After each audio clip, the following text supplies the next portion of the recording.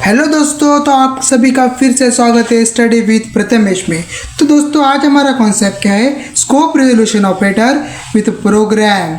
Line to line explain करने वाला हूँ दोस्तों। प्रोग्राम आप कैसे लिख सकते हैं, अगर आपने इस वीडियो को मेरे देखा तो प्रोग्राम आप इस स्कोप रेजोल्यूशन ऑपरेटर का आसानी से लिख सकते हैं। तो दोस्तों ये क्वेश्चन है ना, ये 6 मार्क के लिए पूछा जाता है एग्जाम में। 3 mark for description, 3 mark for program. अच्छी तरह से वीडियो देख लीजिए। मैं एट द एंड क्यों ले रहा हूँ, क्योंकि आपका at the and he focus पड़ता है। तो मैं आपको एंड में इस वीडियो को बना रहा हूँ, तो आपका अच्छी तरह से लिख लीजिए, ये कॉन्सेप्ट पूरा लर्न कर लीजिए। और प्रोग्राम अगर आप इस वीडियो को देखते हैं ना, तो प्रोग्राम आप खुद से ही तैयार करना सीख जाएंगे। खुद से आप प्रोग्राम लिखेंगे स्कोप रेजोल्यूशन ऑपरेटर का।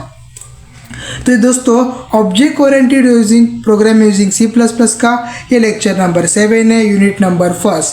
तो मैं प्रॉपर एमएसबीटी की नोट आपको प्रोवाइड करूँ, जो मैंने खुद से तैयार की है, जो मैंने मॉडल आंसर से भी ली है। तो लाइन टू लाइन में एक्सप्लेन कर रहा हूँ आपको। तो दोस्तों अगर आपने मेरे चैनल को अभी तक सब्सक्राइब नहीं किया हो तो जल्दी सब्सक्राइब कर दीजिए, इस वीडियो को लाइक कर दीजिए और अपने दोस्तों के साथ शेयर कीजिए। तो मैं आपका ज़्यादा समय यहाँ पर बर्बाद नहीं करता हूँ, और जो हमारा मेन मोटिव है स्कोप रेजोल्यूशन ऑपरेटर, वो देखते हैं दोस्तों। तो फर्स्ट ऑफ ऑल देखते हैं उसकी सिलेबस। सिलेबस हमें क्या कह रहे, देखो ये मैंने सिलेबस पूरा का पूरा कवर करा है। ये पूरा जो पूरा सिलेबस है मैं यहाँ पर कवर कर दिया है ऑलरेडी। अगर आपने वीडियो नहीं देखी होगी तो जल्दी से जाकर देख लीजिए। और इस वीडियो के जो सिलेबस का जो इंपॉर्टेंट टॉपिक है, मतलब जो IMP एग्जाम में पूछ रहे थे, उसका मॉडल आंसर का पूरा एक्सप्लेनेशन लाइन टू लाइन मैंने आपको एक्सप्लेन किया है।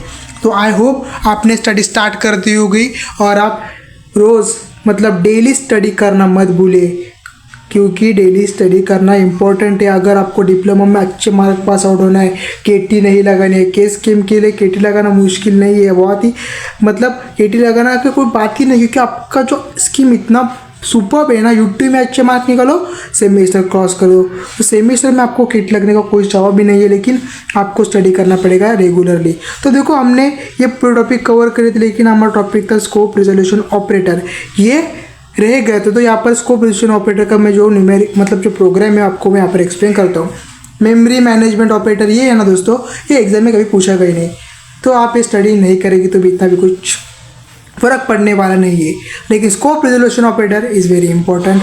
तो देखते हैं हमारा स्कोप रेजोल्यूशन ऑपरेटर। देखो दोस्तों, आपको एग्जाम में सीधा सवाल आएगा कि state use of scope resolution operator and explain it with example. ये आपको एग्जाम में लिखना है। देखो 6 मार्क के लिए क्वेश्चन पूछ जाते हैं, 3 mark for explanation, 3 mark for exam.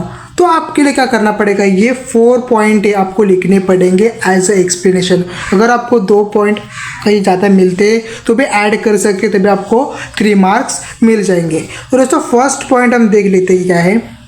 Scope of variable extend from the point of declaration to the end of the block। मतलब जो हमारा एंड ऑफ द ब्लॉक होता है, देखो दोस्तों यहाँ पर ये एंड ऑफ द ब्लॉक है हमारा, यहाँ पर हम स्कोप रेजोल्यूशन ऑपरेटर यूज करते हैं। Why when we want to scope of variable extend from point declaration, मतलब अगर हमको एक्सटेंड करना है उस वेरिएबल को, मतलब हमें वो चाहिए ब्लॉक के अंदर चाहिए जो हम एक्सेस नहीं कर सकते, तो हमें स्कोप रेजोल्यूशन ऑपरेटर यूज़ करना पड़ता है। दूसरा पॉइंट देखो दोस्तों, variable declare inside block is local variable and the variable declare outside the block is global variable. आपको ये पता होना चाहिए दोस्तों। देखो जो वेरिएबल है, देखो ये ब्लॉक है हमारा प्रोग्राम का, जो इनसाइड होता है, जो इनसाइड डिक्लेयर होता है, उसे हम कहते हैं लोकल वेरिएबल। और जो आउटसाइड द ब्लॉक मतलब है कैर A = M है, ये है, इसे हम कहते हैं ग्लोबल वेरिएबल। समझ में आ गया दोस्तों। ये आपको लिखना है कि जो वेरिएबल है जो इनसाइड ब्लॉक होता है वो होता है ग्लोबल वेरिएबल, लोकल वेरिएबल, और जो आउटसाइड होता है वो होता है ग्लोबल वेरिएबल। अभी देखो, when we want to use global variable but also has the local variable with the same name, मतलब कि क्या कि अगर हमने ग्लोबल वेरिएबल को A नाम दे दिया और लोकल वेरिएबल के सेम नेम दे दिया, देखो A है, यहाँ पर भी A है, दोनों को भी नाम एक ही दे दिया है हमने, एक ही नाम से उसको रिप्रेजेंट कर रहे हैं A से। तो to access the global variable version global version of the variable C plus plus provide the scope resolution operator. मतलब कि क्या, अगर ये दोनों का नाम सेम है, देखो यहाँ पर भी ए है और यहाँ पर भी ए है, मतलब ग्लोबल में भी सेम है और लोकल में भी सेम है। अगर ऐसा कुछ आता है, अगर हम उसको एक्सेस करना चाहते हैं तो हम यूज़ करते हैं स्कोप रिजोल्यूशन ऑपरेटर। आपको ये 4 पॉइंट लर्न करने पड़ेंगे आसानी। देखो मैंने स्प्लिटर में बताया, फर्स्ट पॉइंट में क्या है कि वेरिएबल को एक्सटेंड करना है। सेकेंड में क्या है, ब्लॉक में क्या, पॉइंट में क्या है, sorry, local variable global variable की डेफिनेशन। लोकल मतलब कि क्या, जो इनसाइड द ब्लॉक होता है, और ग्लोबल वेरिएबल मतलब क्या, जो आउटसाइड द ब्लॉक होता है। और अगर आपको ग्लोबल वेरिएबल और द लोकल वेरिएबल यूज़ करने विद सेम नेम, तब हम यूज़ करते हैं स्कोप रिजोल्यूशन ऑपरेटर, अगर हमको एक्सेस करना होगा तो। अच्छी तरह से दोस्तों मैंने यहाँ पर आपको एक्सप्लेन कर दे। अब आप एग्जाम्पल देख लीजिए, मतलब जो ये प्रोग्राम है ना एग्जाम्पल का, वो देख लीजिए तो आपका कॉन्सेप्ट पूरा क्लियर हो जाएगा। देखो मैं आपको ये लाइन टू लाइन एक्सप्लेन करता हूँ कि एग्जाम्पल क्या है।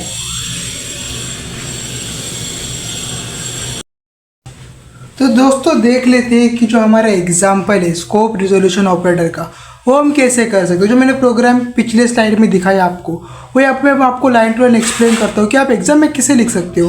तो देखो फर्स्ट ऑफ ऑल आपको क्या करना पड़ेगा दोस्तों, कि आपको करना पड़ेगा जो हीडर फाइल है ना वो लिख लेनी चाहिए। देखो पहले हीडर फाइल का इंक्लूड होता है आईओ स्ट्रीम, तो वो आपको लिखना पड़ेगा दोस्तों कि ये इंक्लूड आईओ स्ट्रीम है ना, वो आपको first of all header file लिखनी पड़ेगी। उसके बाद आप उसके नीचे लिखते यूजिंग नेम स्पेस स्टैंडर्ड, जो हमारा होता है नेम स्पेस होता है, और स्टैंडर्ड मतलब एसटीडी, आप ऐसा लिखना पड़ेगा आपको। अच्छे तरह से आपने लिख लिया, ये बेसिक है, ये आपको पता था। आगे करना है दोस्तों, देखो कि जो अब हमें क्या करना पड़ेगा, एक कैर में एक वेरिएबल ले लिया हमने ए, समझो एक वेरिएबल आपको लेना है ए, और उसकी हमने वैल्यू दे दी समझो एन, सॉरी एक सिंगल कॉमेंट चलेगा एन। तो ये दोस्तों क्या हो गया मालूम है, ये हो गया हमारा ग्लोबल वेरिएबल, ये हो गया हमारा ग्लोबल वेरिएबल।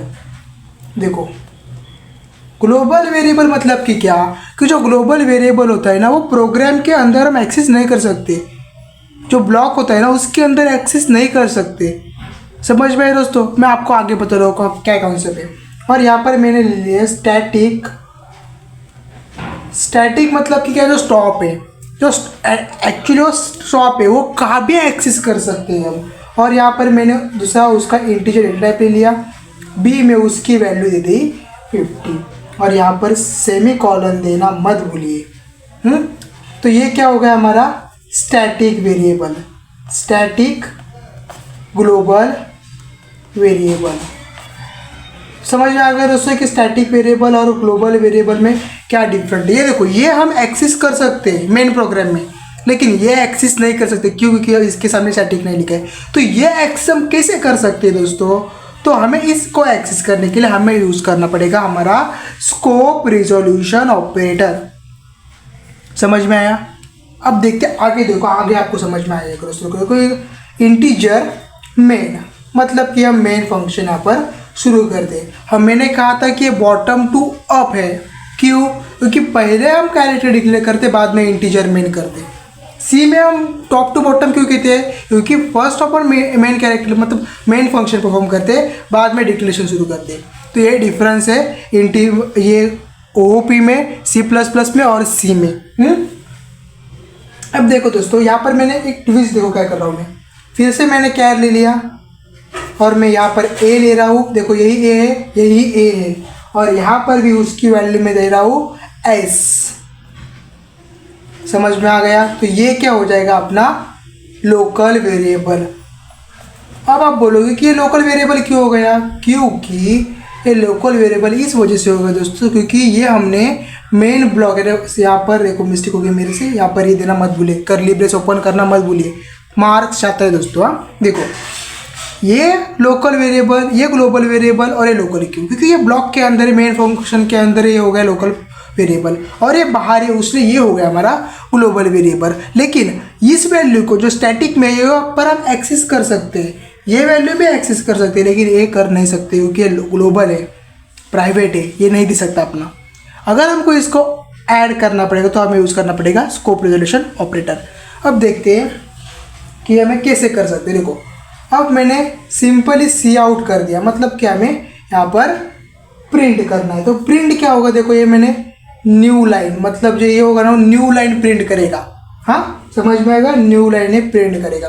तो आगे क्या लिखना है, द वैल्यू ऑफ, देखो the value of static variable, जो स्टैटिक वेरिएबल इज, वेरिएबल कौन, स्टैटिक वेरिएबल कौन सा, देखो बी है, तो value of static variable b is, और यहाँ पर मैंने कॉमन, तो ये जो लाइन है ना ये प्रिंट होगी आउटपुट में। देखो ये आउटपुट है, समझो ये आउटपुट है तुम्हारा। तो यहाँ पर प्रिंट क्या होगा, the value of static variable, ये प्रिंट होगा, वेरिएबल